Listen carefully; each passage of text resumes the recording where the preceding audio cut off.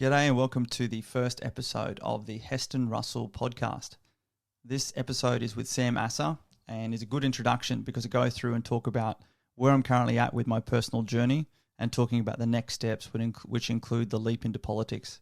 Have a listen as we talk about values and the importance they are in my life and in life in general, personally and professionally, leadership, how to recognize and unlock your own values, relationships and the importance of communication, how I've gone through my life putting people on a pedestal, holding myself back, and now the self-actualization and realization of what needs to be done, including my own identity crisis and the steps along the way. Thank you for listening, and just remember you can also listen to this podcast on any of your streaming platforms or watch it as a video at the Heston Russell YouTube. Always open to your feedback, so please feel free to reach out to myself or any of the team via emailing hello@hestonrussell.com.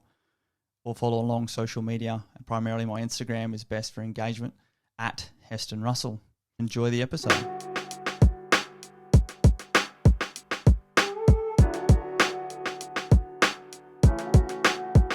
Well, g'day and welcome back to the podcast. And this is now the Heston Russell Podcast. And welcome my right-hand lady, Sam Asser. How are you? I'm good. Why is it called the Heston Russell Podcast? Well, I think it's a bit of the journey to sense of self and self-discovery. As you know, Sam was there right from the start for Voice of a Veteran, and Voice of a Veteran started off as an identity I needed to provide me with comfort speaking out, and now we're sort of at that point where we need to expand these conversations a lot wider because they affect more than just veterans. And as I've sort of grown into my own confidence and sense of self, and now taking on that task to grow wider as well, it's now to start, essentially taking a bit more responsibility and ownership for what I put out there, not hiding behind another label, I guess. Love. And what can people expect differently from Voice of a Veteran podcast to Heston Russell Podcast, if anything? I think, again, just probably a bit of a wider scope of conversations. But if anything, even me potentially allowing myself to be a bit more vulnerable as well, as in not feeling like I have to hold up to a veteran identity, just having to hold up to my own identity and carry more responsibility as opposed to trying to put myself into a profile that is more of a veteran profile, if that makes sense. Yeah, I know like a lot of people who have listened to the podcast up until now have said things like they really like you and, Scotty and different speakers that have been on here, authenticity and vulnerability to actually let go of those identities a lot of the time and just share your humanness and where you're at. Yeah. So I think you guys have done that really well. How do you think you want to do that ongoing? Is it going to be different when you say that, you want to drop some identities? Well, I think the key part is, and me even personally with my own growth into sexuality and everything else, not wanting to be defined by any label and carrying those labels with me as responsibility. But the only label I wear is that of Heston Russell. And, that daily renewable contract bound by my values, of which authenticity is a very key one there, and just to, not strive to be relevant based on a label or a title or a position or a circumstance, just to be relevant based on who I am and what I do here and now. Mm-hmm. We've spoken a lot about values recently. I think we should just jump straight in, to be honest. Sure. Why are values important to you in your life, in your career, in personal, professional? Like, what is values to you? Well, values are that set of guiding principles by which you choose to adopt as essentially the bedrock and baseline of planning for everything that you do, everything that you say, and hopefully everything that you think in order to provide that alignment. Values have always had a very strong place in my life, particularly in the military. Everything is bound by a set of values. When I joined the Defence Force, it was courage, initiative and teamwork. And then values and attributes were interchangeable. When we were running the commando selection course, you're assessed against a number of commando attributes, and there are those personal values. And it really comes down to establishing that identity of that person, like what you believe in, what motivates you, what you use to guide your moral compass, and therefore how you're going to apply yourself into any situation, not just a precise situation. Values are that infinite mindset that regardless of whatever you're faced with, this is the set of guiding principles you're going to take into that situation. And again, in particular, the commando days of picking the right person that could achieve anything and needing to be adaptable and relevant to the situation. If you don't have that bedrock of values to go back to, you're very often making it up as you go. And we see a lot of that at the moment.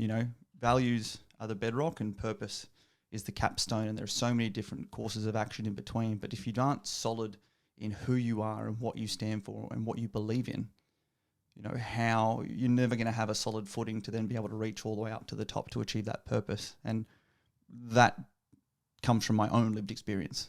You've heard me say about my time in the military, the best version of me was with these guys in this picture behind me in 2012, and the values that that held me to be that accountable self and the best version of me were those that I took from service. Service itself, responsibility, discipline, accountability, leadership. And then that 2.5 years after I sort of did my own transition and got out, and I actually ended up aligning myself to others' values and change my values to take on what was around me to try and fit in, be more concerned with conforming. Those values I took on were selfish, were not responsibility but entitlement. We're not service but we're self. And leadership became, management and authority. So it's now just going back to appreciating that, 2012 wasn't the best version of me. They were the best values that actually were me. And it's now grabbing those same values and just simply applying them to everything that happens today and ever forward.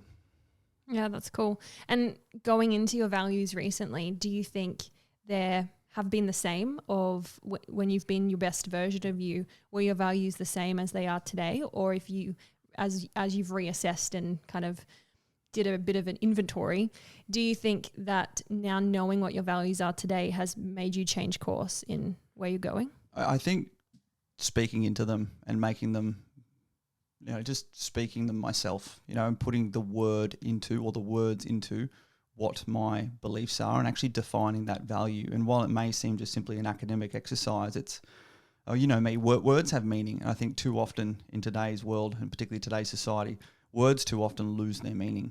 And, if it's only 5 words that are your 5 values, but each of those words means something very specific to you, then going through that exercise of articulating and recording and quantifying your values is really, really enlightening. Because first and foremost, if we can't hold ourselves accountable, or if we can't provide ourselves with our own vision for our own lives, then we're not really getting anywhere near the starting block that we need to achieve high performance, let alone anything else above that. So I think my values have probably been the same values. I just haven't fully embraced or quantified or recorded or put a word into what they are. And I'm now, as you know, taking the chance to do that. And, it's rails. So my values now, and I've even put them on my social media account, and I do that for myself. Also, I do that potentially seeking further accountability as well. So rails, responsibility, authenticity, integrity, leadership, and service. And even just playing with those words, there's no accountability in there, but responsibility and leadership has implied accountability in there. And to answer your question beforehand, if they were the same values, the word authenticity didn't mean anything to me back in the day. It sounded like a soft, woke word and all of this, but authenticity just simply means, doing something because it's what you want to do or what you need to do. You're not lying to yourself. It's not the same as integrity. I can be an authentic liar, but authenticity is, am I doing this for the right reasons? Am I being my true and authentic self? And I think particularly that word draws great meaning for me these days. And same as that responsibility piece. And that's why I put it there first. With all the work we've done this last year and a bit in the veteran community, so many of the conversations I have come down to trying to break through this perpetual cycle of entitlement versus responsibility, particularly dealing with so many people with trauma. So many people become defined by that trauma and become like I was when I went through my spiral last year with DVA, entitled, this is what I deserve. This is what you tell me you're going to give me. I'm not telling you I want it. You're telling me you're going to give it to me. Therefore, I deserve this. As opposed to, what is my responsibility? What am I responsible for? And a large part of that is I'm responsible for solving my own problems. I'm responsible for not relying on others to quantify my self-worth or my community worth. Integrity goes on its own. If we're not showing integrity to ourselves first and foremost, let alone to others, then nothing like trust or respect can ever foster from that. And again, you're lying to yourself and you're undermining your authenticity, which is that beforehand. And then leadership. And leadership is a big one here because it's not being a leader, it's leadership. It's understanding and knowing how to motivate people through inspiration, how to inspire people. But first and foremost, it's about leading by example. So if you are responsible, being authentic and acting with integrity, then you are already leading by example. And the key part for that is also the last part, service, being a servant leader. I've been in a position where I enjoyed being a leader. I enjoyed being in charge. I enjoyed being able to make the decisions. But time and time again, my life has showed me that the art of being a good leader is knowing how and when to be a good follower.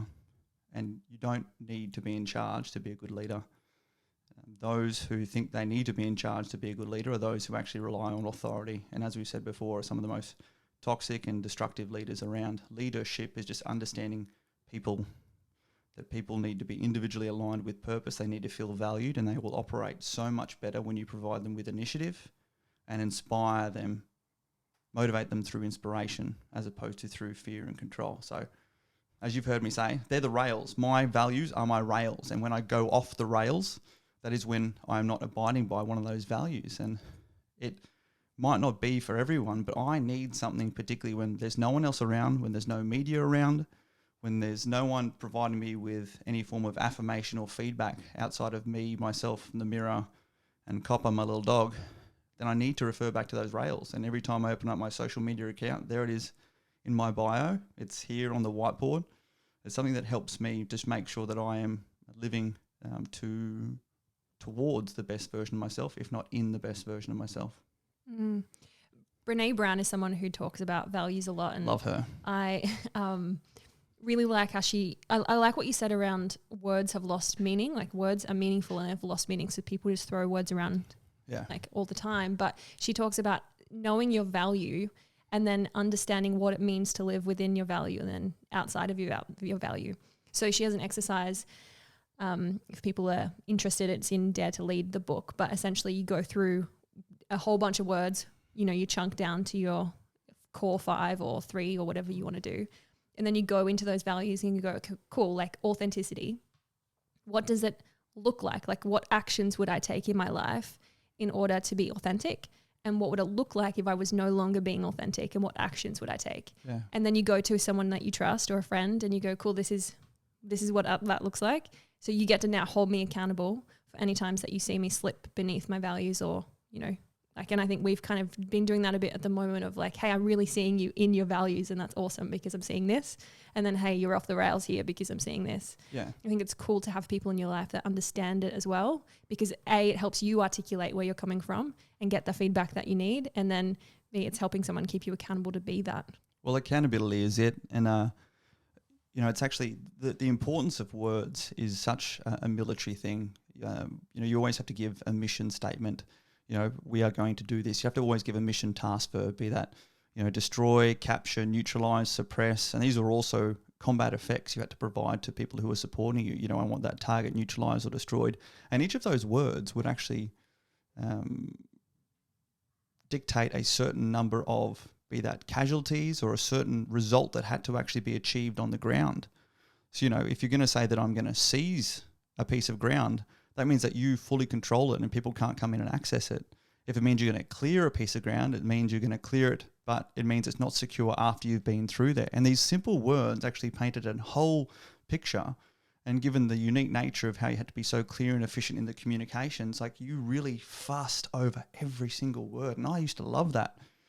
And now, me, I can use 1,000 words to put out a fire these days, but it's getting back to that and really drilling into the meaning of those words. And you touched on a great point there about values and being valued, because, these are my values that help me be the best version of myself regardless of the situation. And as a part of that, that's that self-awareness and that situational awareness. It's coming down to, we've spoken about before, your love language, how you feel valued. And, the way I feel valued and practice being valued is through acts of service. And that's why that last value of mine is service. and the way in which I feel love, and that's literally gone through a change in the last year where it used to be affirmation, it was words of affirmation, is now quality time. You know, having people around me who are just there to be around me, and having people around me who know and understand my values and will tell me when I've gone off the rails or help keep me on the rails. You know, that's why I've got... Who, me? Yeah. Not looking at anyone in particular. So it's, I mean, those are those two little really key personal self-discovery pieces, is quantifying your values and quantifying how you feel valued. Absolutely. What's your love languages, Sam? Mine is the same. So I show it via acts of service, and I receive it through quality time. Absolutely. I mean, if anyone's jumping onto this podcast now, we've spoken about this beforehand. It comes from the book, The 5 Love Languages. Used to read it back in the days of running the selection course. You replace the word love with the word valued, and it is simply understanding how individuals feel valued in what circumstances. And it's not something to be touchy-feely woke about. It's something to harness and appreciate that everyone is regulated by emotions, and your ability to take that extra measure to understand the emotional intelligence of those around you, and then actually be able to put into measures in practice to show that you actually know how to connect with them in that regard, is how you actually motivate and inspire people further intrinsically, let alone just simply recognizing for the fact that you are taking the time to do so. And that could be relationships, that can be business ventures, that can be just friendships. This is literally one of the key practices I now put into place, and I know you do as well. Yeah, understanding people. Also, so if somebody's listening and they're like, cool, I want to know my values or get to know what that is, what process did you go through to unlock them or discover them or write the 5 out? Like, do you have a way in which you would suggest for people? Yeah, I think, you know me, I carry around my phone and put constant notes in my phone, and I just found myself, particularly as we're setting up, you know, we'll talk about that later, the Australian Values Party, where we sit there and, you know, have a look at those values that we aspire to live within, those values that we aspire to demonstrate ourselves, you know, looking and listening and just identifying those words that resonate with you, and having a deep down look at, hey, you know, if I was operating in a perfect environment that I felt happy, I felt productive, I felt safe, and I felt authentic, I was able to feel my authentic self, what would that be like? And what would those around me be demonstrating? And how would I feel? And also, you know, what do I need to motivate myself? You know, I need to be responsible. I need to be responsible. And first things first, I need to be responsible for myself. But what inspires me the greatest is being able to put into practice leadership. And sometimes, again, that's leadership of myself, but that's caring and supporting others and appreciating the emotional value of others. It's sort of really helping to define the parameters whereby, for me, it was actually looking back and seeing where was that time where I was the best version of myself or felt like the best version of myself. How was I conducting myself? What are some of the key values I can take away from that, or key attributes, and then starting to put them together. And for me, that was easy looking back at that unique period, going from a high to a low and building myself back up again. But the key thing I will say is that your values have to be an evolving list. You can't just write your values as a plan and say, these are the values for the rest of my life. Your values may change, life changes, purpose changes. We've spoken about all this beforehand. You know, at least once a year revising your values, once every 3 months revising your values. As you enter into a new relationship, communicating what your values are. You know, I'm not all about putting formal structures around things, but the one thing I've learned from my very naive time, even in friendships, let alone relationships, is if, you know, you were able to enter into a new friendship, a new workplace, a new romantic relationship with the understanding of what your values are and how you feel valued, and to be able to have an open and honest conversation about that. Imagine how much of a jump start you get into things, and not doing it from a place of entitlement, this is me, this is what I need, but a place of understanding and responsibility. You know, this is me being open and upfront and communicating with you. Hey. I would agree. Like, I would even go a step further. To give you an example, housemates that I lived with last year, we sat around a table and we're like, cool, what's our values of living together? Like, what does that look like? So it's even in like those things of having joint values. So if you're entering into relationships, friendships or whatever, like what does this look like for us? Like what do we value together and how do we live within that so that we're both happy, and understanding my own independent values, understanding yours, and then looking at what it means to be able to co-create in a way that's going to be really magical or powerful. And I think communication and just understanding each other is so underrated. Yeah, absolutely. I mean, communication, honesty were other values that I tried to play with. But, if I'm being my authentic self and acting with responsibility and demonstrating leadership, I'm already doing those things, because one of the key and critical components of leadership is communication. And that's not just talking. Leadership is actually listening and learning. And communication is so key. And as you know, my sort of story with my last relationship, I was so off the rails it wasn't funny. But most of that was just me not living my authentic self and demonstrating my values. It was me adopting other values because I thought that's what someone else wanted. And even with that, going back to tracing when I was the happiest version of myself, living with Blake in the US in 2017 for a period, it was actually because I was just living my true and authentic life. I then sort of started to adopt this persona. I started to adopt these values that I thought I needed to as I started to build myself into this new identity, as opposed to appreciating the identity I already had. And I love a good reverse engineer. And I think that's what we looked at when we were looking at your values of when you were at your low, you call it. Yeah. How were you living? And we kind of documented them. Yeah. And then to your best version, and then what's the bridge of who you are today and what you want to who you actually want to be. And then I think that's how we got them. So for other people who are listening, who are going, I have no idea where to start with my values. Like, look at that, like look at where you've been at your worst and what you were kind of demonstrating, and then at your best. And then I think you can kind of find a way, I don't know if you agree, a way in which you can kind of demonstrate what you are today. Well, that's that accountability piece. Like you said, we wrote a list, as I said before: responsible, entitled, selfless, selfish, leadership, authoritative. This is the list over here that lets me know straight away that I'm acting outside of my values and I'm going off the rails. So it's very important to quantify the bookends, because otherwise what unit of measure do you have to help you facilitate being accountable? Yeah. And then Dr. DeMartini, he has an incredible exercise you can go through to actually make sure, this is really good, that your values that you say and you write on the piece of paper are actually in alignment with how you're living your life. Because often we're like, yes, like I value family, but yet you're like spending all of your time in your career and you're never home and you miss all of the events. And so that might be a cause as to why you're actually really unhappy in your life, because you're not actually living within your values. So he has some incredible information on what that is. Absolutely. Have a listen to Sam's The Inner Experience podcast. She does an interview with Dr. DeMartini, and I listened to that just the other week, where he spoke about, I think he had some beautiful South American girlfriend, and he talked about, adopting her values and trying to adapt his values to suit what he thought she wanted him to be. And it's just a fascinating conversation, and I would dare anyone to listen to that and not be able to immediately identify where they've done that in their own life. Yep. Putting people on a pedestal. Mm-hmm. Amen. Yeah. Yep. Absolutely. And I mean, that's also, love that you picked that up, putting people on a pedestal and making us subordinate to others.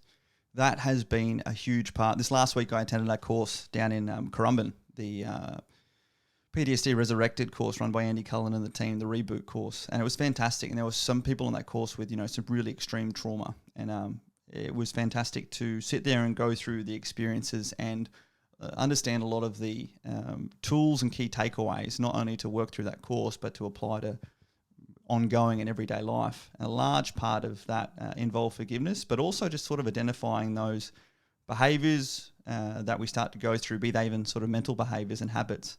And a big part for me was, if you heard me say, wouldn't it be so terrible if you realize that you're the only person holding yourself back? And that comes from this place of always, usually, and it might be an indoctrination piece from military or whatever, but putting others on pedestals and making myself subordinate to them. And that's sort of been this journey over this last year, from voice of a veteran, VSF, now going into politics. Each one of those was actually a false crest, or each one of those has been a climb up a hill. And, thinking that, this is as far as I can go. And it's not from personal progression, it's actually from what I can achieve to serve and support others. And then every single time you sort of get to that top of the hill, it's actually a false crest, and the next one is there in front of you. And it's all of a sudden you're sort of realizing, well, I've got to this hill and I've been building this hill, and you know, it would look silly if I moved on to the next thing without, you know, just stabilizing myself here. But then it's like, well, why are you doing things? What's your purpose? You know, and for me, that's the purpose of service and being responsible and supporting the community and all that good stuff. And then the next hill, the next hill, the next hill. I just drop things. Don't worry about that. And it's been fascinating and you always put yourself, you think like, you know, the system can do this, you know, the government can do this, you know, there are all these other big people in these big positions doing this. And I'm still yet to, over the last 18 months at least, let alone my entire military career, find the time if you put in the prior planning and preparation and do it for the right reason, you're not able to achieve anything. And to date, we sort of have that track record working with so many on so many different causes, just appreciating if you sit back and allow others and expect others to do something, you know, it might not get done. That's very completely different from delegating and collaborating and doing all that. But if you're relying on the system or relying on the government or relying on someone else to do it, then you are removing the possibility of that actually occurring. You are abdicating that power to something you don't have control to. And for me, it was bringing down these pedestals and appreciating everyone is human. Everyone is human. Everyone should have a set of values. Everyone has a way in which they feel and show value, but everyone is human. And while we build systems are built on people. And taking the time to first and foremost understand the one person you should know the most about, and that's yourself in your life, mastering self-awareness, and then learning and understanding situational awareness, those around you, you then actually have the best tools to apply to any and every circumstance, because the most uncertain thing about anything in this world is life and what can come the next day. And trying to hold on to the certainty that someone else, just because it's their job, is going to do it, that's great. But I don't know about you, but the world we're living at the moment, the country we're living at the moment, is completely void of one key thing, and that's accountability. You know, at the moment, we're still cracking on so hard with VSF, and for the last nearly 2 months now, we've been supporting families who are still separated in Afghanistan. We've been sending so many emails to the delegated points of contact in government. In the meantime, while we've been actually engaging with and supporting these people, and no one has reached out to provide them with even a response. And you've seen some of those stories, Sam. They're harrowing. You know, we've had people literally developing into suicidal behaviours because they are not receiving any communications back from the Department of Home Affairs, the Department of Foreign Affairs, the Department of Defence. We've provided these contributions to this upcoming Senate committee inquiry, which Jackie Lambie and the team have put together. But you sort of sit here going, you know, great, what's going to happen? Is someone going to get fired? Is there going to be someone standing up and saying, hey, I stuffed up? Or is there just going to be more rhetoric and spin and moving on to the next thing? And there'll be a great report that comes out from the Senate inquiry, but what is going to happen?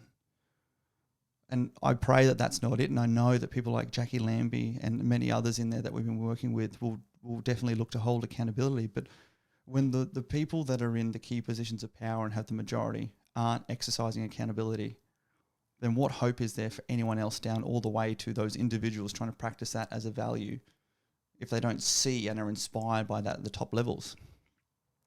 And then, I mean, that goes into this other conversation. No, we've already gone straight down into politics very quickly. But, I mean, make sure we come back to that, Sam, and talk about that. You know, politics, I never, throughout my military career, I never, ever, ever paid any attention to politics. You know, it was just like, look, ours is just to do or die, not to ask why, or however that saying goes. And I didn't really care. You know, you listen to big parties, this, you know, what's my mate voting for, all that sort of stuff. But politics is our life. And the issue is that politics just has such a dirty word. You know, as you know, we need to replace the word politics with the word leadership because these are the people making decisions for our country. And everyone's sort of saying, you know, well, that's the game, that's politics. It's like, well, that's whatever you allow it to be. I refuse to allow people to tell me that's the way it is, especially if it's not working. And so already within this game, what we're seeing is people trying to set up things like this ICAC, this Accountability Commission, and calls for accountability and this, that and the other. But I sit there going, you know, if you are the elected leaders of our country and you still need to outsource accountability to another organisation, what hope is there for any of us? If you can't sit there and affix accountability to those who are responsible, why the hell do we need to spend more taxpayers' money on a separate entity to do that.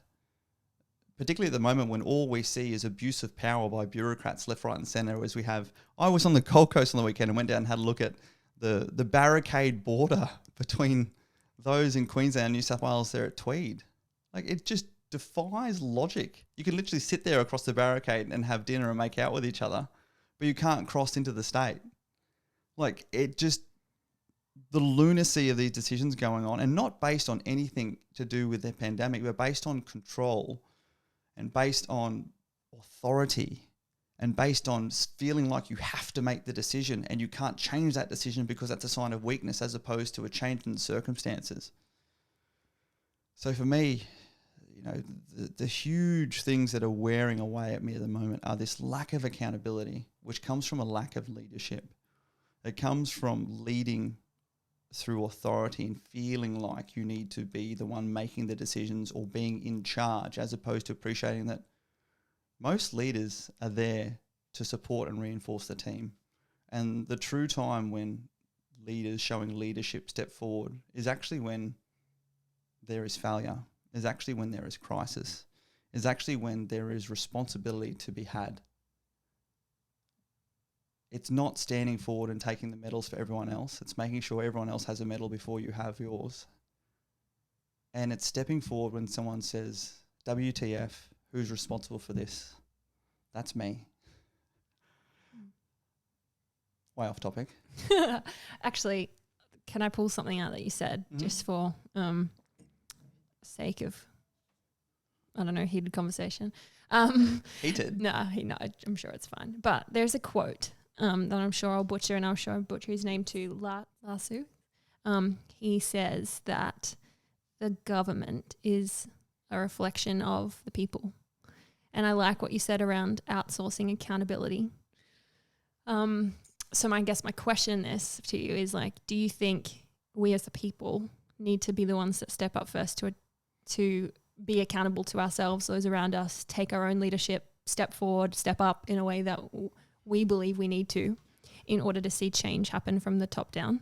Absolutely. I mean, this is just the state that we've got to with this toxic political environment whereby our politicians don't represent our people. Our politicians represent whoever the party chooses to represent our people. And as you've heard me on the podcast with Julie Gillard and Tony Abbott, the party doesn't even take the time to prepare them to be the best leaders and the best team members and those acting with responsibility. It spends all its time training them in media awareness. You know, we've got so many people who don't have actual lived experience in politics at the moment. They come from professionally groomed progressions through political parties. We have some fantastic people in there as well, but so many of them are hamstrung by the parties, and you've heard me talk about that. But even in going to set up the Australian Values Party, which we are in at the moment, you know, you've seen so many people coming out and saying, oh, you know, setting up a political party, you know, that's too big, this, you should just join with this, all this. So many of us are conditioned to what I've been conditioned for so long, and putting other things on pedestals and thinking that we can't do things and holding ourselves back. And you know, I'm not going to say you can go out there and achieve anything in the world. Like, I can't fly. I wish I could fly. But when it comes down to being able to, as in without a plane, like literally Superman style, but when it comes down to, you know, being held back by something because you think the organisation or the institution is too big for you, like, why not try? You know, I would prefer to fail trying than spend the next 3 years or 3.5 years crushing myself with thinking, what if? And I had something I wanted to say there. It completely jumped out of my head. But accountability and taking, you know, accountability and leadership for yourself as a sovereign being doesn't mean you have to step into politics, right? No. I mean, and that's the saddest part at the moment is, you know, politics is such a dirty word that you even saw as soon as I announced my intent to give politics a crack, you know, we had people running away left, right and centre. And, you know, some of them had to do so because they're worried about the impact on their business, you know, because to be seen to be aligned to politics can potentially come with reprisals. It could potentially come with non-preferential treatment or preferential treatment. Or, you know, people are afraid that politics is one of those things that's too much of a confrontational issue and therefore might detract from them in their own work or them in their own life. And like, for me, that's such a sad state of play, because politics and politicians and the political systems, that makes the laws by which we live by. So if it is such a dirty word that even being associated with politics or people wanting to go with politics, then that is like a red flag that we need to change that situation. I've said beforehand how sad it is that so many, I don't know many young kids, I don't know myself looking up into Parliament and the Senate, the people that are leading our nation going, I want to be like that person. It's so hard to find authentic leadership qualities. All you hear is words, and you and I and the team have seen such a lack of action and follow through. We've seen commentary and conversations had on the media with zero follow through, box ticking in opinion polls, but zero action on the ground. So for me, there's a piece here of you need to stand by your word. We need to try and bring back some form of respect, some form of aspiration into our political system. We want people to say, hey, I'm thinking about running for politics. Fantastic. All right, let's try and make you the best candidate we can be. This goes into this whole part that I've been talking about this last week at a couple of presentations during the Veterans Health Week stuff, Sam, and this is this toxic competitiveness. One of the biggest realizations I've had in this last month, and having a look at those who, even some of our friends in politics that I've worked with have really, shut the door and have seen this as an adversary now in competition. For me, the end state is having more good people in politics who have lived experience in leadership, planning, teamwork, and are there for the true and authentic purpose that is supporting the Australian people, not personal progression or profit or party politics.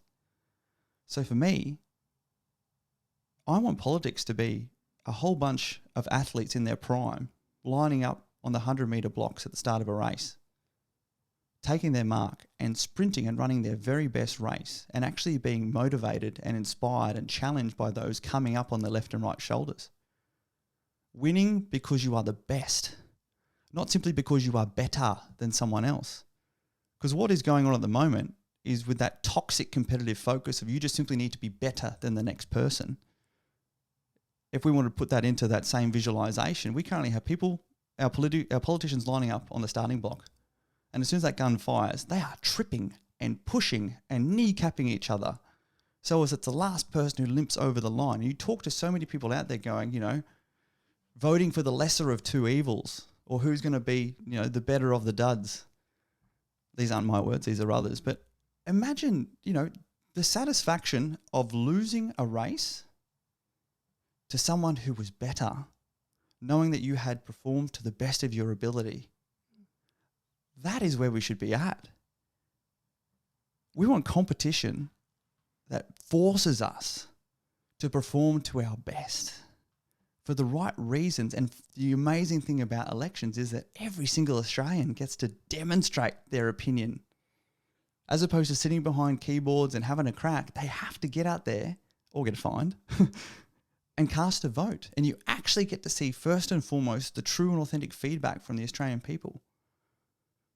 And while we continue to perpetuate this system that is you just simply need to be better than the other person or the other party, and you can go about any actions you want to undercut and undermine them, that for me is the exact behaviour that I remember back at high school when I was bullied, I hated that time, when I started to develop this mindset mentality of trying to take on those attributes of those around me that I saw having more fun than me because I hated what I was going through. As opposed to, no, I need to work on me and what is the best version of me, being true to my values, not in comparison to others. This toxic competitiveness comes from this place of comparison, as opposed to working and collaborating with each other to provide the best outcome and being competitive to make sure that you are on the top of your game. And this last month has really helped me realize that, because that is what it was in Special Forces. That is what it was even joining into the Army. There was a pass measure that you needed for everything from the individual fitness through to psychological scoring. It wasn't in comparison to others. It was you were met the grade or you weren't. When we ran the Commando selection course, there were the attributes and the scores and some of the physical achievements you needed to achieve, and there were pass, fail rates for everything. But we went into that course starting with a panel of 120 people. And if 120 people met that standard, we would have taken 120 people. You don't get to the end and say, oh, we've got a quota, let's start knocking off those who were at the standard but weren't as good as anyone else. No. Like, there's always a natural bell curve in the way in which people have achieved higher performance, but it's coming down to achieving the performance based on your own individual actions. And the best part about the commando section as well, then the additional part came down to how well you work together with each other to help each other achieve that standard as well. Because you were training and selecting people to not only achieve one mission, be that Afghanistan or Iraq or domestic counterterrorism, what we were doing, is to be there and ready to pivot on a dime to face any mission that came about. And that came down to picking the right people. So you couldn't trip people up is what you're saying? No, you could. And you know what? And those who did trip people up were those that were cast out straight away, because I'm still yet to find something in life, apart from loving yourself, that you don't need others to support you with, or that you don't achieve a greater outcome with not working with others. That teamwork piece is so key to this. And as we continue, and this, this is even in the veteran space at the moment, we keep trying to talk about collaboration, not competition, but it comes from this place of insecurity or thinking that, others performing better than you is a bad thing. There is always going to be someone out there that's usually performing better than you, but sometimes it might just come down to being on the day who performs best. And I have lived for so long putting myself in a box, putting others on a pedestal, holding myself back. But I think you even heard in that podcast I did with Ian Thorpe, he was a key part in helping to unlock that piece for me. It's like, going out there, it came down to me him swimming his own race. And he could feel how he was performing. He would see his time at the top. It didn't matter if he won. It came down to what he knew his performance was. And that's incredible. And that comes from that place of sense of self and self-security. And then allowing yourself to be further inspired and motivated by those circumstances around you, like competitors, like those who are looking to you to succeed, like those who will be inspired by your actions. That's that difference between that high performance and elite. It all comes down to that motivation through inspiration. And it's perspective too, right? Like, I know I'm at a point in my life where I'm trying to surround myself with people who can inspire me to be my better version of me. Like, instead of being a big fish in a small pond, it's like, how do I be a small fish in a bigger pond? Because I want to be inspired into greatness even more so. And so instead of what you were saying, like, we don't want to see people succeed, or we don't want to be in that race and cheer them on as well. We want to be better than them. Yep. But if you surround yourself with people who are epic and in that elite category, then should that not inspire you to want to be better within yourself, opposed to damn them, I just want to pull them back down? Well, it's allowing yourself to be inspired. We would all know it. Anyone listening to this, sit at home, and you watch someone achieve something on TV, and who in your family member says, oh, that's not that good, or I could do this, or we constantly go to a place of comparison, and it usually comes from a place of trying to comfort ourselves, as opposed to allowing us to say, hey, that was amazing. That's why I particularly love times like the Olympics and things like that, when you actually see those genuine humble champions rise, and those who don't rise to the very top, but, lose an event so gracefully. When you my favorite is seeing someone who, doesn't make the podium, but their outlook is not just like, oh, better luck next time, rah, rah, rah. They're like, hey, I ran my very best race and I was beaten by better people. Like, that is inspiring to me. They're like, I know what I need to go away and work on. And but it's even more inspiring when you see them come back. And you watch and you see athletes like, oh, you had an injury coming into this, and, this has been going on, this has been going on. It's like, everyone has a story, and your story is so important, and it's very important to work through those things. But the context is for those people watching at home who are going to take away those young kids' potential inspiration from the way you're acting.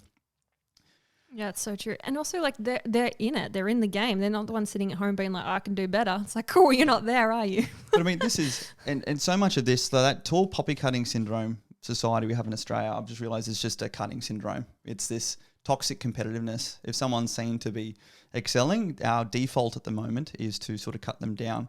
And where I want to try and break that cycle wherever possible is, one, leading by example to make sure I don't do that in this next political campaign piece.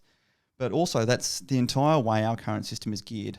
I mean, at the moment, our entire society is just full of negativity, and people are in fight or flight responses, and people are ready to attack and be confrontational. I mean, social media, for the first time that I've ever truly noticed it, is one of the most toxic places in the world. It's so nice to find those little safe havens like our VSF support group, and I just go on there to be, inspired by some of the goodness and kindness out there. But I know, you've even gone off social media, and it's just how's that? It's liberating. That was the word I was about to say. It really is. Mm-hmm. Turning off the TV, turning off social media, getting out and about is just absolutely liberating. It's an addiction though, right? Like I spent the first 2 weeks of not being on it. Well, it's that relevance question. People don't feel relevant if they don't know what's going on. Right. In other people's lives. Mine wasn't even that. Like I don't even really mind.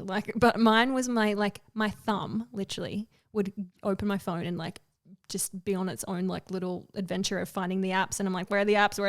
Like it was just on autopilot of whoa, this awareness around this is what I actually do. And at any point you're standing there, and instead of being present in the moment or concentrating on something that you're doing, it's this habit of I just flick my phone open and go to the apps, and they're not there, and it's really weird.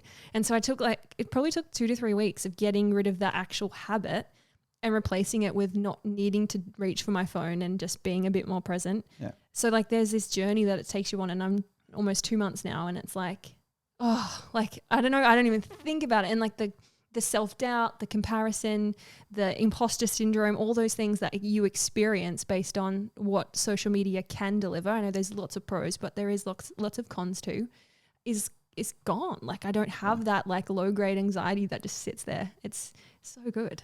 Oh, I hear you 100%. And it's been fascinating because you can actually see that you very easily transition into deeper and meaningful conversations. And that's not, deeper, meaningful, give me a hug conversations, just actually talking through substance conversations. Whereas otherwise, I know, and I find myself, social media comes down to a lot of wanting to know what's going on, liking to keep up to date, liking to feel relevant, particularly as we're doing what we're doing. I need to stick to social media because people just keep coming out with questions left, right and center. And there's also a lot of people who just need it to engage and provide that digital community and that support. But when there's so much content coming at you, we sort of default to also using it as our immediate conversation pieces, especially if it's something new and relevant, immediately when you meet with someone that it's something you might be able to converse to, as opposed to that actual deep, hey, what's actually going on in your life? Yeah. How are you feeling? What's happening? We constantly keep having these surface level conversations, and if we don't get any deeper than that, then we're not actually going through any form of decompression. We're not actually going through any form of getting things off your chest.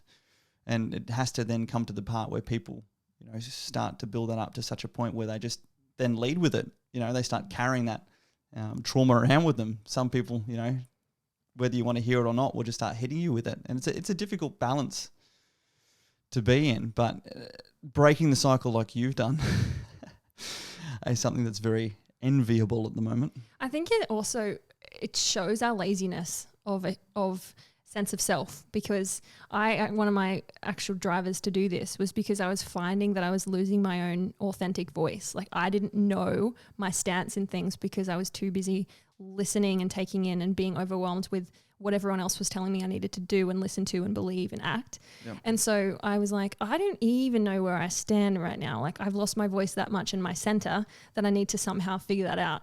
And for me, it was to stop the influx of the external things that's coming at me and start going and listening.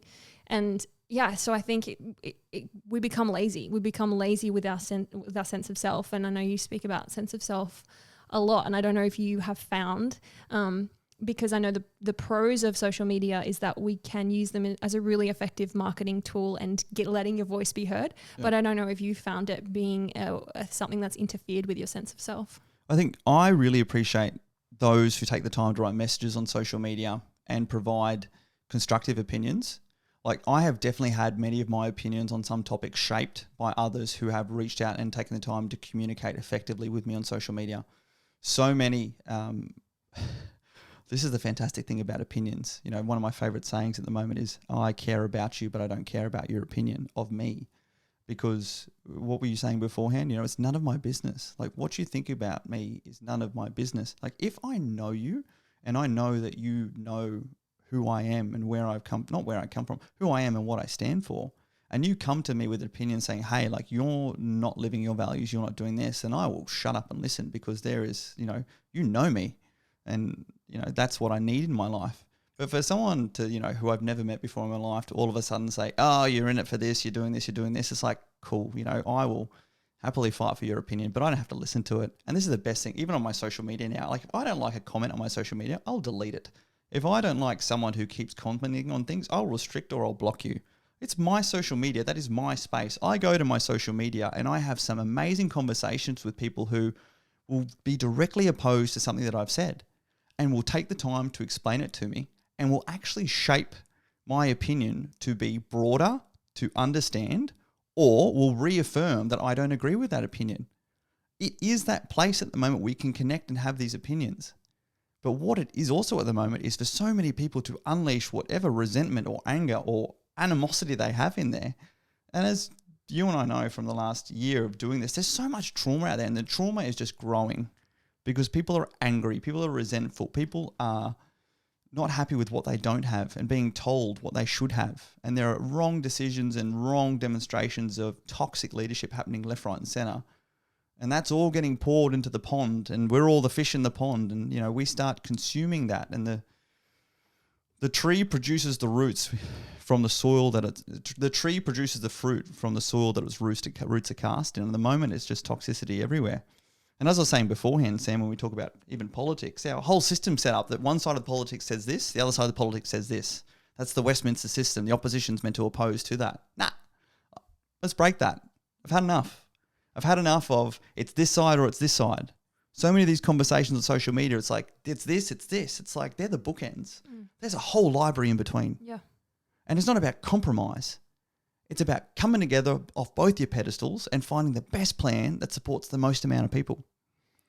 You've been the one to tell me you're never going to be able to please everyone. It's not about pleasing everyone. It's about finding why you're doing what you're doing and being able to communicate the purpose behind that. And all those people who don't still agree with it but understand why you're doing it will at least be able to move forward informed, as opposed to what you see at the moment. How many decisions are explained?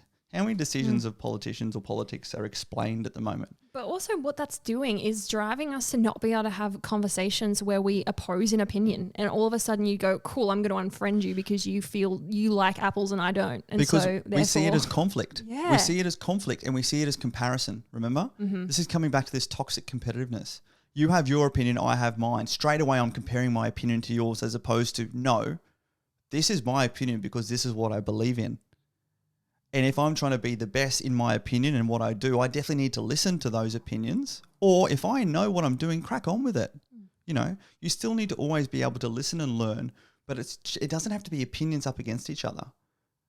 If they are up against each other, it's like, what's the purpose? Like, is there something that has to be achieved in order for them to come into conflict? Or is the world going to keep spinning and the decision going to be made regardless of something else? Can we contribute our collaborative opinions towards what's going on? There's just not purpose. And I just see also there's a lot of people with time on their hands. So conflict is usually one of the first places we go to. And whereas social media, I mean, you see the positive social media. Go and follow some of those motivation sites and things like that. And people who lift up and support each other, and just see the positivity that can be out there. But I feel there's just so much anger that is coming from this fear and frustration and people feeling like they're being controlled and being combative and being told what to do, that is now perpetuating into, in particularly, the online community. Whereas when you get out and about and you talk with people, you take the time to smile and look at people's eyes and say, hey, g'day, and take your dog for a walk.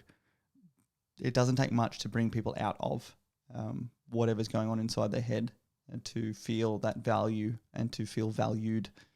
And that's why, as you know, what we're trying to do a whole lot more is, I will look to invest so much more in just community activities to getting people together, because we just have to get away from the computer screens, away from the TVs, and get together and collaborate as communities, as opposed to have conflict as individuals. Yeah.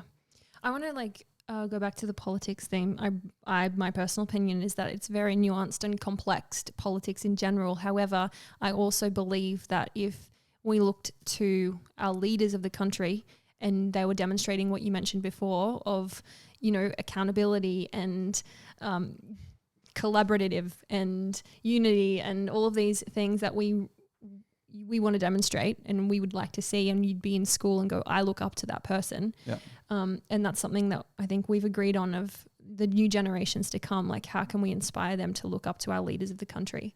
And so I think that's important. So my question is, why AVP? Like, let's talk about that. Like, what is that kind of here to do? Yeah, good.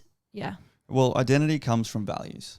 You know, being aligned and understanding your values and then applying those to everything you do for the right purpose is the bedrock of personal, professional, and collaborative success. So much of what you're talking about, even at school, you know, looking up to and aspiring to politicians and politics and even where we're going as a nation. This has been the incremental growth in my own mindset, my own experience, being my own sense of self, my own identity, and the veteran identity and the veteran community. And so many of the issues we have with individuals losing their identity within the veteran community is because what is our identity as a veteran community? It's so fractured and broken and different. It's getting so much better. But, you know, even with the release of that Australian Institute of Health and Welfare report just the other week, it showed that the highest rate of veterans that are taking their own lives are those who haven't even served a year within the military and are medically discharged. And I'm not a qualified anything, but I know, working with you over this last year, that I believe I know why that is, and that's coming from that loss of identity piece. It's coming from those who, like myself, joined the military for a career and for a life, not for a part-time job, and have affixed so much of their personal value and self-worth to becoming that identity that was them in a uniform, whatever service that was. And then when that is removed from you through actions outside of your control, such as medically, with less than a year's service, no matter what DVA says, you know, I've served a year, a day in a uniform, therefore I'm a veteran, you do not feel like a veteran because you haven't yet achieved what you wanted to. It's been removed from you. You've been medically separated, which still has a stigma around it. So not only have you lost your own identity, you don't identify with the identity of the group that you've always aspired to, and you're cast back out into a society that doesn't hold those values that you have aspired to for so long in your life, to be the professional and best version of you for so long. You know, this identity crisis is real and is dangerous. Mm. And then why politics? Because what is our national identity? Before we keep trying to fix everyone's individual identity, while we keep trying to help people to realize their own individual identity and try and fix some of these community identities, if we don't have the top level identity, and that is of our biggest community, and that is of our nation, set in stone for people to aspire to, then what hope do we have to be able to set that precedence for others in between, for people to belong and look up to and see a part of themselves in that vision that is that and those values of our country? In the military, we have this thing called mission nesting. You know, like the battalion will get this job that they are to, you know, liberate these people from this town. Then the company's job is to particularly focus on this area of that town. And the platoon's job is to focus on this corner of this area of this town. You know, the whole purpose is always to liberate the people of this town, but the task is broken down at each and every individual level. But you understand, if all of those tasks go to poo and you're stuck there on target, you're all there in order to liberate that town and those people. That is this higher purpose piece. You know, one of my favourite quotes is, if you want a higher performance, you need a higher purpose. And if we haven't even identified what the identity of our nation is based on what our values are, what chance do we have to be able to provide a mindset and let alone actions that are not just governed by individual policies when we hit times of chaos, when we hit times of pandemic, when we hit times of change, and we don't have the accountability of an election to hold our officials to task? So the large part from this was doing that research into what are our Australian values. And we have an Australian value statement. You go to the Department of Home Affairs website, there is the Australian value statement. And every single person who is applying for a visa or citizenship into our country has to literally tick and sign that they agree to these values. And they include respect for the freedoms of the individuals, equality of opportunity regardless of race, gender, sexuality, or anything else. looking after those, being empathetic for those who are suffering. There's a whole list of them there, and I just started to look at this, and I went back to a place whereby, particularly when I got out of the military and did a little bit of consulting or a bit of the speaking at corporates, so many of the issues they had came from culture, and culture is based on values.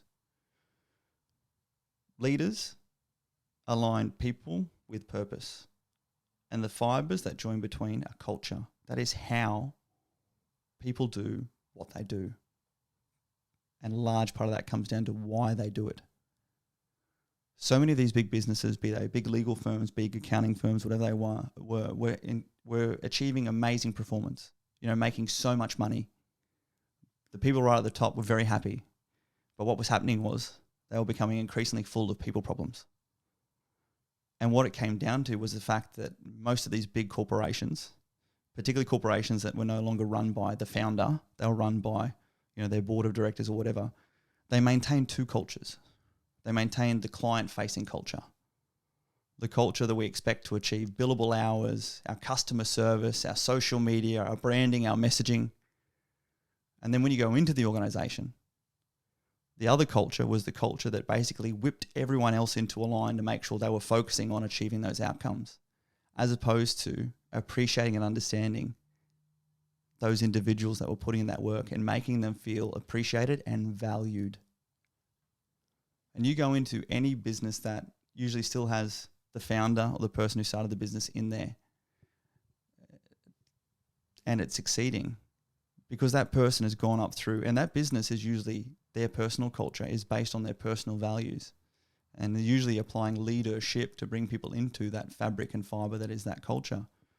And so when I looked at that value statement that we expect others visiting our country to abide by, and then I looked everywhere around me at the moment and saw everything from this lack of accountability, this lack of equality based on anything other than judging books by their covers and looking to be competitive and comparative to provide equality and opportunity, through to this complete lack of respect for individuals. You know me, I'm double vaccinated, and I am pro-choice in everything, be that abortion, be that vaccine, be that voluntary euthanasia for the right reasons. Like, if you are adult enough to make a decision and you have the right people around you and we have the right systems in place to make sure that you have all the information you need to make your adult decision, that is why we live in this beautiful country called Australia.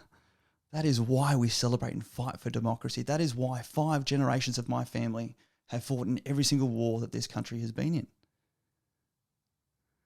And that's where I just got to the point of I refuse to live, and I can't live, surrounded by this hypocrisy whereby we expect those who want to come to our country, the land of the free, and sign this value statement, yet we do not practice what we preach. Those in politics, in parliament, do not practice what we preach. We completely contradict that statement. And then I go back and I look at the Constitution, because in the military, when the mission fails or when something breaks, you go back and you have a look at the plan and you conduct an after activity review and you conduct a critical review of what went wrong in the planning, what went wrong in the initial guidance, what went wrong anywhere to provide the outcome that was a failure.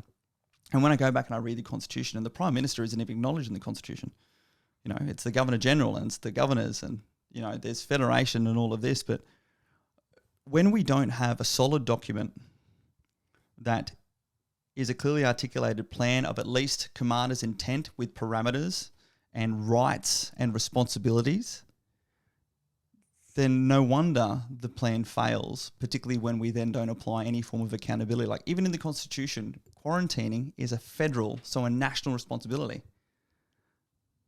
So our entire country should have a federal quarantining system. And you've heard me say this for nearly 18 months now on my own social media. But even as we have these state borders refusing to open, the government should be able to step in and say, hey, look, the quarantine zone is now Australia. It's not state by state. This is what we're going to do. When there's no accountability, when there's no leadership, when there's not a plan that is actually relevant to today's day and date, when all of these things start to line up, and furthermore, we're asking our people, we're not asking our people to identify with these set of values we're asking anyone else visiting our country do. You're just like, oh my goodness, like this is enough.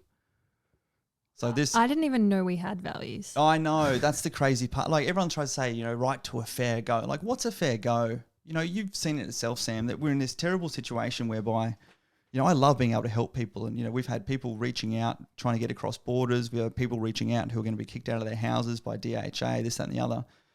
And all it takes is sending an email to the right person, to the right minister, or linking in with someone who knows someone. But there aren't people who know that. There are people who are sitting there and, you know, families stuck across the border trying to see their father with prostate cancer, you know, who are going through the system line by line and be rejected, but we can link them straight into someone else who can just bypass the system and get them over there. Like, that's wrong.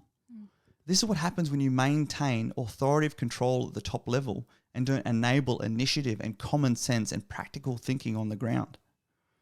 So the whole politics piece, as you know, Sam, is just, you know, it may seem like a small venture, but if there's one thing we achieve right, it's getting people to go back to thinking about what our values are and to identify with them and drawing upon our politicians to identify, connect and demonstrate those. And the best part has been, as you saw, within the first 2 weeks, we had 2,500 people join our party. And we would have had so many more with people asking, you know, what are your policies? What are your stands? What are your left wing, right wing? And that's part of this education process. It's like, no, we are practical and pragmatic. There is no left wing, right wing. There is right and there is wrong. And these are our values. And come election time, when everyone is going to be providing what they call pork barrel policies, so promises for this, that and the other to sway people's vote, my stance is let's get the right people who have lived experience in leadership, responsibility, planning, teamwork, who have actually lived outside of university or a political party, who have their own board of advisors who are like me. My mum, who's a nurse, my stepdad, who's a coal miner, my dad, who's a farmer, my sister, who works in retail and is a uni student, her boyfriend, who is a Sparky, my niece, who is amazing, is in the NDI system in her wheelchair, you know, my nephew, who's in high school, people like you, Sam, who are there as our advisors on real life and can actually take that forward and be motivated by doing the right decision for the Australian people, not for any company ties they have, any party promises they have, the opinions of others who are swayed by commercial gain as opposed to community connection and the outputs that are our collective performance. So, you know, we would have had so many more people if we had policies, and we will develop policies just to help people understand the way we want to think about things. But I just am trying at the moment to battle this system where so many people are already so conditioned to expect you to operate this way or this way or this way. And this is the inner commando. I find that so interesting anyway, because there's so much broken trust in people's... People want certainty. Yeah, but there's broken trust in the government in general, right? Like we struggle to trust that they're going to follow through and do what they're going to do because often they don't. And so what difference does it make if someone goes, this is my policy and this is vote me in because I'm going to do X, Y, Z, when... Like you said, we change, like things change. We need to, I love what you said at the beginning of when we had this discussion of like let's all sit around a table and bring everything to the table and then weigh up what is best for the people with where they're at today and what they need. Absolutely. Like, and what they want. And I think, yeah. The election for me should be about picking the right people with that lived experience and with that mindset of service, that mindset and heart of service to then go into politics. And whoever is then voted into politics, get around a table and start developing policies that are bi, tri, pi, and multi-party policies, multilateral, what is it, bi, tri, and multi-partisan policies that are going to survive the next election cycle. You know, make sure that you don't just save it for debate across the parliament floor. Like, get into those party rooms and planning rooms and get everyone in there. And do group planning, do staff planning, do exactly what we, you know, require our military to do in the most high-level circumstances, yet we don't do for practicing and putting together policies and law for our country. Yeah, it's wild. You know, so otherwise all we're going to keep doing is voting one government in, having a set of policies for 3 years, voting another government in, having a new set of policies for 3 years, we're going to keep doing this step forward, step back, step forward, step back. And particularly in the political climate where there are other countries who are planning ahead in dynasties, who are looking to achieve innovations beyond, 100-year marks. And we are chasing our tails and ripping ourselves apart, over a pandemic and over the next election piece. Like, it's very hard to sit on the sideline and watch, knowing what I've lived through in my military career and have seen people achieve within all forms of real life uncertainty, knowing that when it comes from a baseline of personal values, collective values, teamwork, and understanding that you're there to achieve a mission that is in service and support of others, what can be achieved, regardless of what you hit along the way. Yeah, and as you know, with what I'm inspired by in life, imagine if we just did that as a lead, like leaders of the world, that then inspired people to do that in their life. And I often talk about the macro, micro scale. Like on a macro level, you're impacting the country and, how we live. But on a micro level, you're impacting families in the way that they live, and you're influencing humans in the way that they show up. And I just think that's incredible. So imagine if you could do that with the new generations to come, simply by showing it and walking the talk and practicing what you preach. Yeah, absolutely. If nothing else, if we don't get a single person voted into Parliament or the Senate, the legacy of this next 4, 5, 6 months is going to be putting forward people who demonstrate leadership, putting forward people who any Australian can watch and see how they do what they do, and understand the reasons why they do it, and to see that there is a difference, and to expect better from everyone, but to expect the best from those that we choose to be our leaders in politics. Because if we are not going to cast our vote with the expectation of trying to pick the best for ourselves, then we're choosing not to pick the best for the future generation. And, I say that knowing that I'm probably never going to have kids personally, but I have a nephew and I have a niece, and everything I sort of do always goes back to that fat, unhappy, bullied Heston at high school, and just imagining if I had something to look forward to at that aspirational level that was able to really, be a position and a place to bring about change. And that's not change, changing the world, but that's change in changing the way in which we see ourselves and what we should expect from ourselves and from others, just simply through trying to be the best in who we are and what we do. Wow. Anyway. Is there anything else that you want to add on to Australian Values Party while we're like on the topic? Because we've opened it up. I mean, as I was saying, it's been pretty incredible without even putting a policy out or any of that. And again, if you want to just keep asking for policies, we'll definitely put some out to help some capstone conversations with regards to the different areas of government responsibility. But for me, let's all get around the table and put every policy on the table once people are voted into Parliament. But what we've already got about 185 applications for people who want to be candidates, which is absolutely mind-blowing. But again, it's great to see so many people who are ignited at the moment and want to bring about change. And we're going to go through, a really stringent process of screening, selection, training and development, which has to be ongoing. Again, the biggest thing the Australian Values Party is going to be is an organisation that is accountable and responsible for its people. And that's going to be from who and how we select our people through to ongoing requirements. And one of our first policies is actually a behavioural policy for candidates and for political members and their staff, which includes drug and alcohol testing and a whole bunch of different things. But it's really going to come down to what we can afford as far as campaigning goes, and who are the right people to put forward as campaigning. And at the moment, we have our website in development. It's going to be australianvalues.org.au. But in the meantime, what we can do is we have the email newsletter update, that we can send out to HestonRussell.com. Yeah, and join the mailing list with Heston Russell, and you'll get all the updates. And also, I don't want to undermine what you're doing in the background, because as much as we're not going to do the whole policy thing, we're actually going to do a lot of cool stuff in the background that people haven't probably seen yet. And that's from taking them on the journey of the selection course and what you're doing to build these leaders and to grow this team. And everyone I've had the conversation with around that's what we're doing is so like, what? Like, that's amazing. And they want to know more and they're intrigued. And, you know, it's doing it in a different way from the beginning. And I think I love being part of that. So for people who want to be on that journey, go to hestonrussell.com now, because you can subscribe to the mailing list and find out all the info. Yeah, I guess that's the stuff I sort of take for granted. I mean, again, you know, every year that I was in Tu Commando, I supported the selection course, and then my last position there at SFTC was running the selection course. And again, it was just the way in which you did things.